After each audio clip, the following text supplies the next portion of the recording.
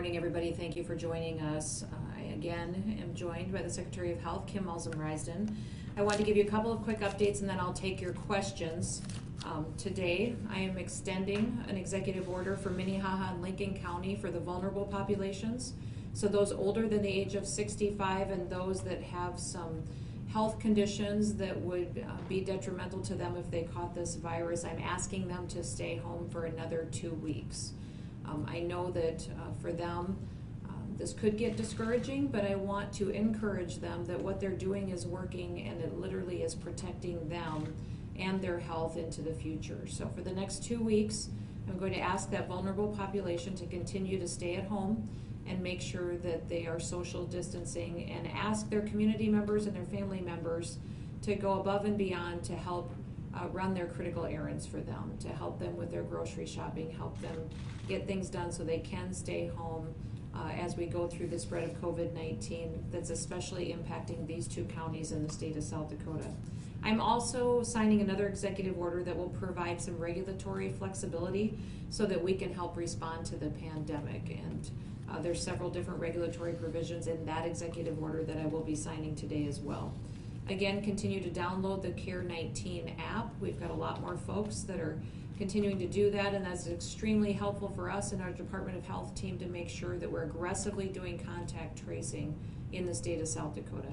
A big part of our ability to start to get back to our normal way of life is making sure that we're aggressively testing throughout the state and that we are doing aggressive contact tracing. So the more people that utilize the app, the more that will help us make sure that we're quickly identifying folks and getting them isolated so that they're not spreading the virus to other people throughout the day. I do want to encourage you all to go to my Facebook page. We've got a couple of businesses that have stepped up that are doing fundraisers to partner with nonprofits throughout the state of South Dakota, helping the Salvation Army, the Red Cross, Feeding South Dakota, some of our Native American outreach teams. They're selling t-shirts, stickers, different things that are talking about the strength of South Dakota. So we'll be putting those links on my Facebook page, and we'd encourage you to go there and support folks across the state of South Dakota in making sure that they have opportunities for help to get through the situation that we're dealing with. So again, let's open it up to questions. Yes, the t-shirt that I have on is one of them. They're super cool t-shirts that have the state seal on, and Sodat Clothing has done that. There's also the Community Foundation for South Dakota Community Foundation has already given out about $600,000 to partner with nonprofits to do outreach. So please go to the Facebook page and we'll be tweeting out links as well that you can partner with these individuals, show your South Dakota pride, and make sure we're helping those that are in need. This is Mark from the Black Hills Pioneer. Go ahead, Mark. As we have communities begin to lift restrictions on businesses, what is your guidance to both those business owners, our communities, and our residents? Well, we have several different ways we're giving guidance. There is an executive order for the state of South Dakota that these folks that should be practicing social distancing. There's also guidance for businesses in that executive order that talk about not having more than 10 people in one building or facility at a time, and to implement practices that keep people more than 6 feet apart, to continue practicing hygiene. So that executive order is listed on the covid.sd.gov website.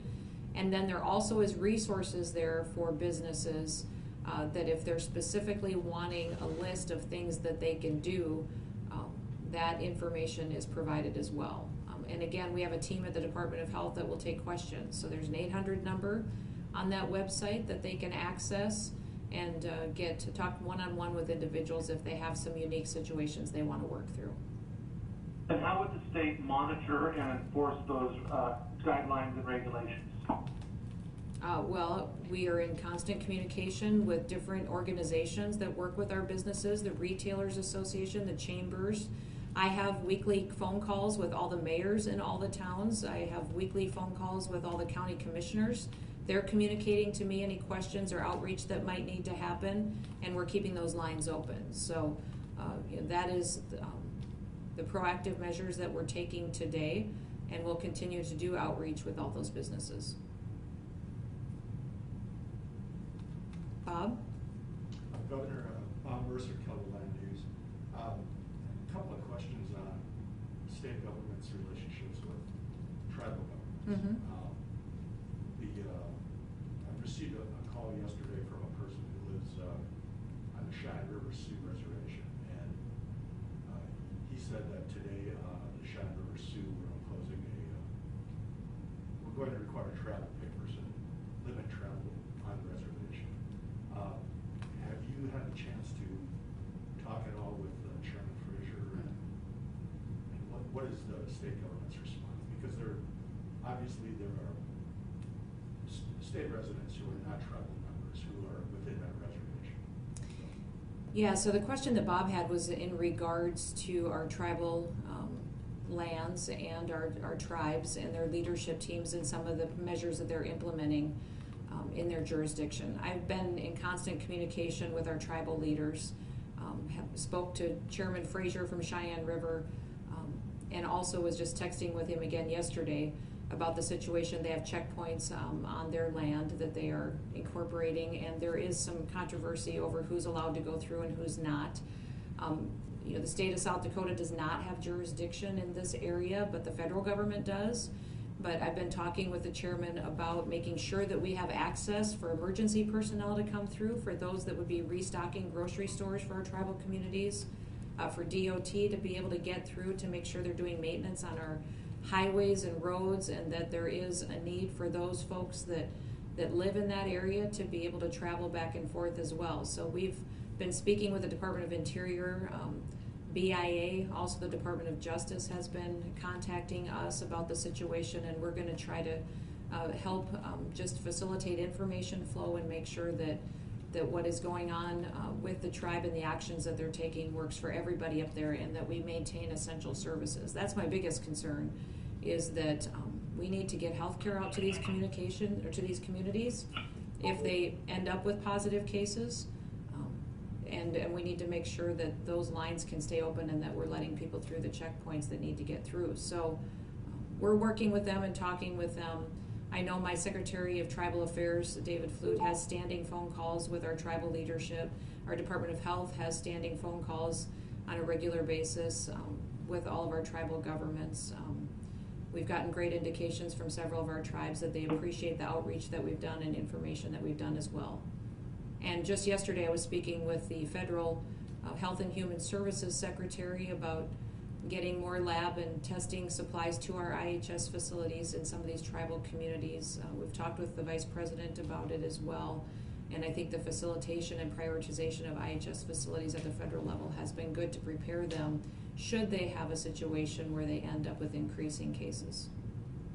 And just to follow up then for a second, what is your advice to the traveling public? Should they go around those highways, those checkpoints? I mean, well, should they avoid the reservation areas and travel elsewhere, westward?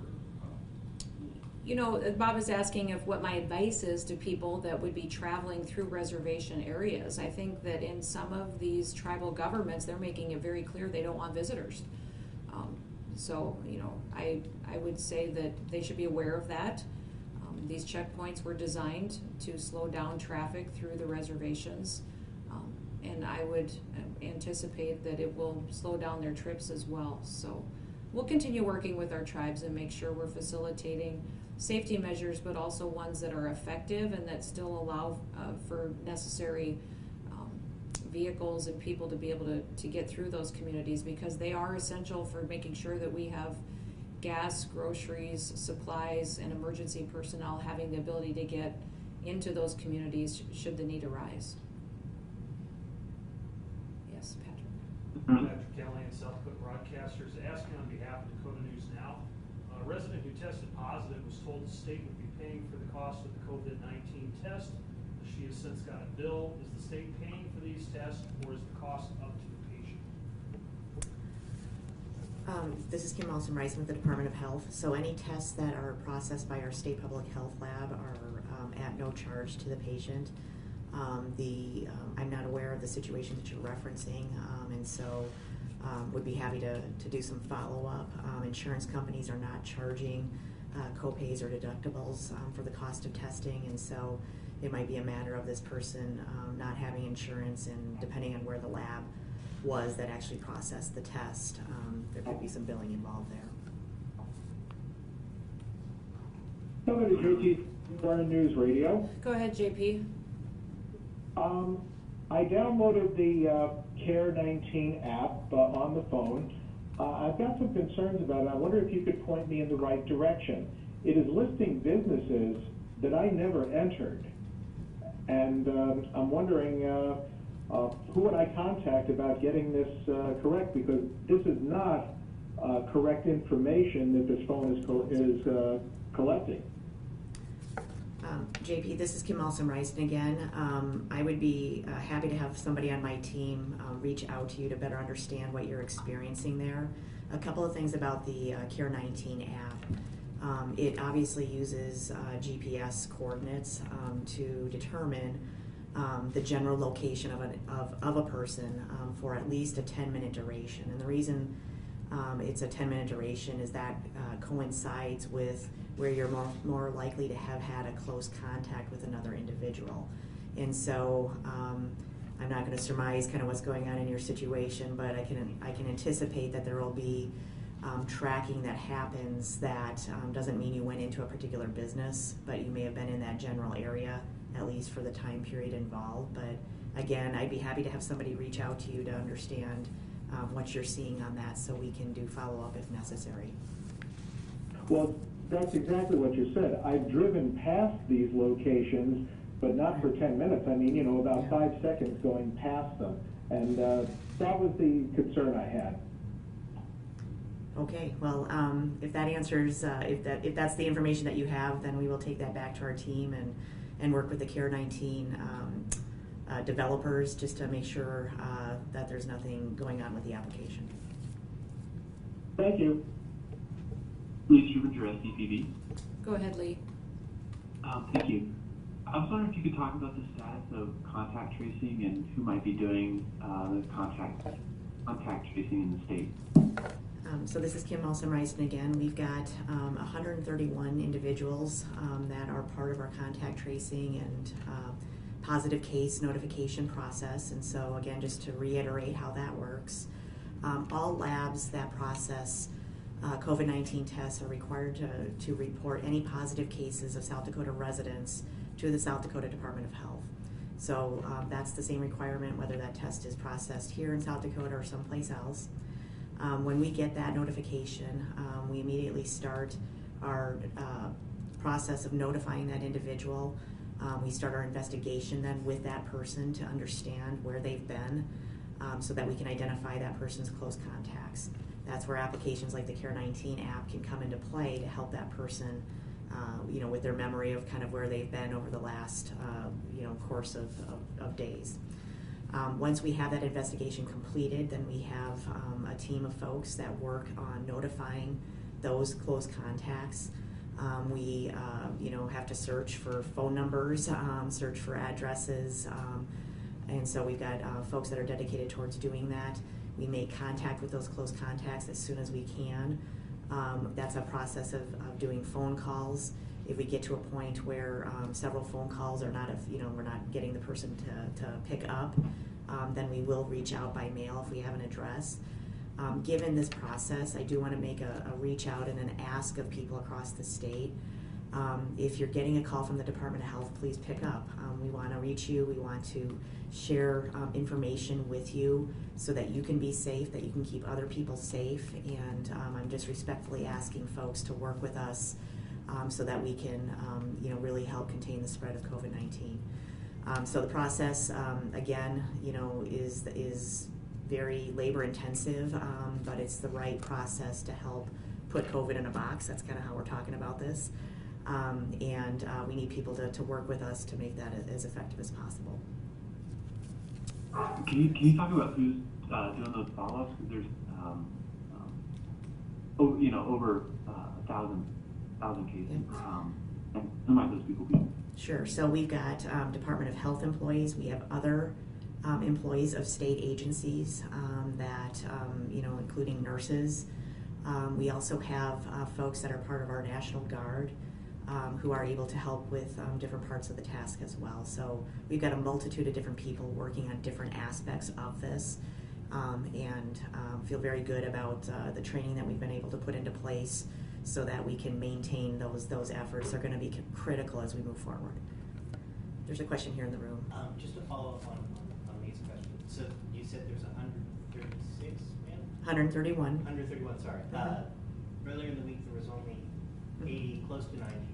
And, increase, is it just preparation? Is there something? Right. So we have more than adequate people on board to do the contact tracing with the cases that we've been getting.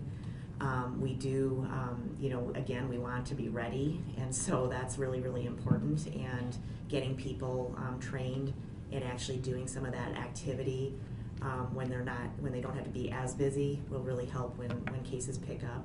We do also have other state employees who have been identified to help us if we need help beyond the 131 people that we have today.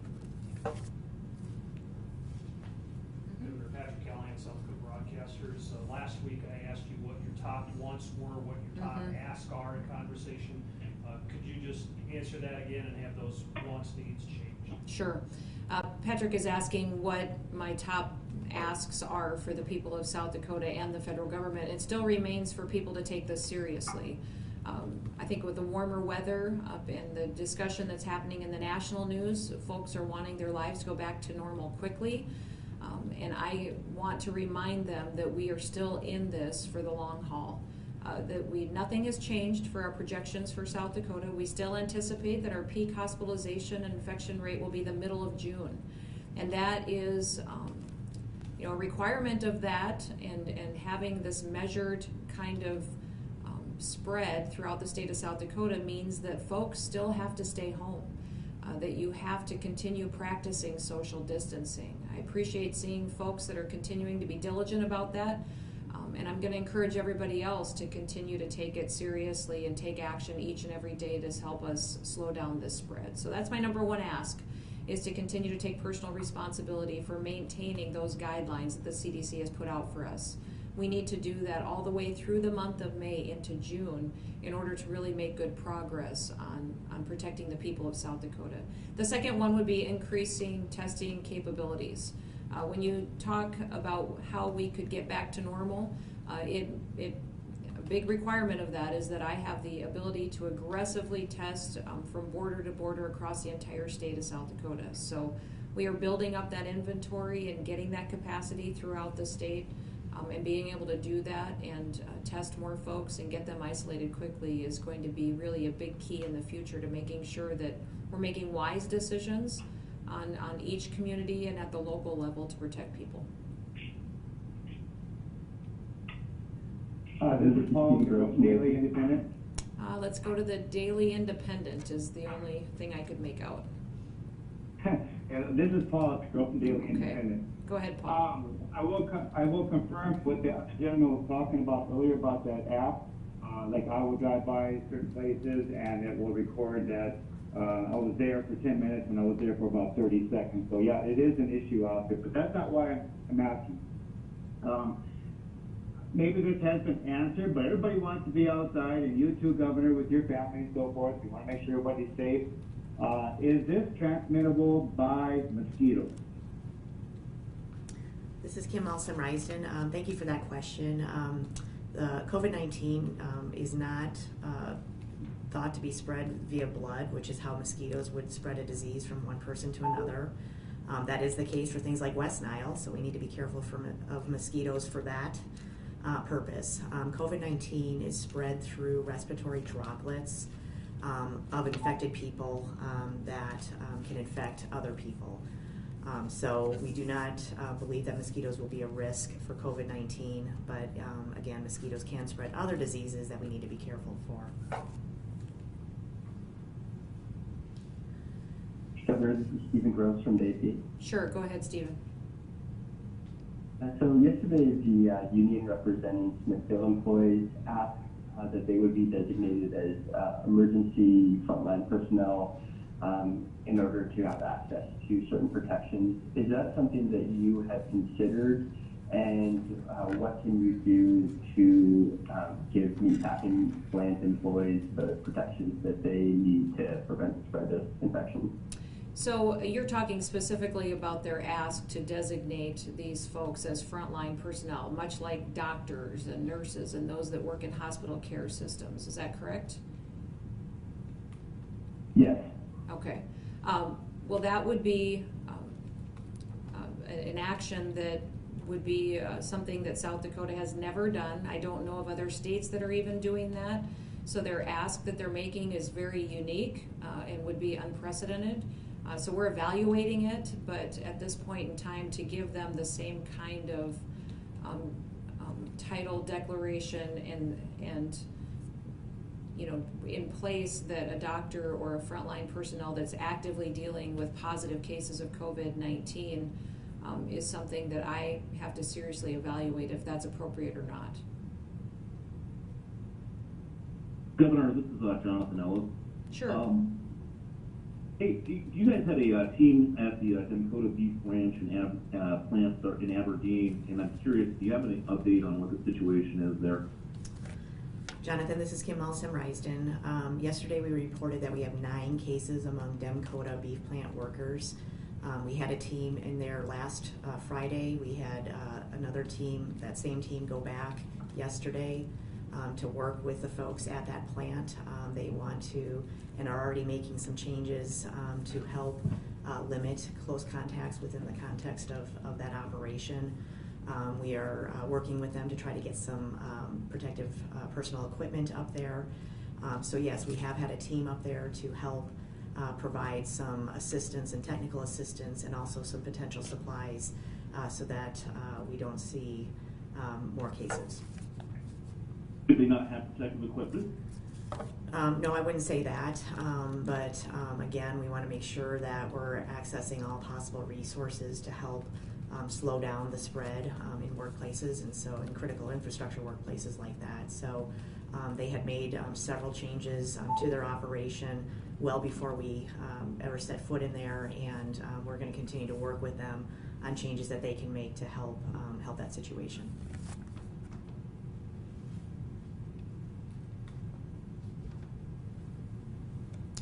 Further questions?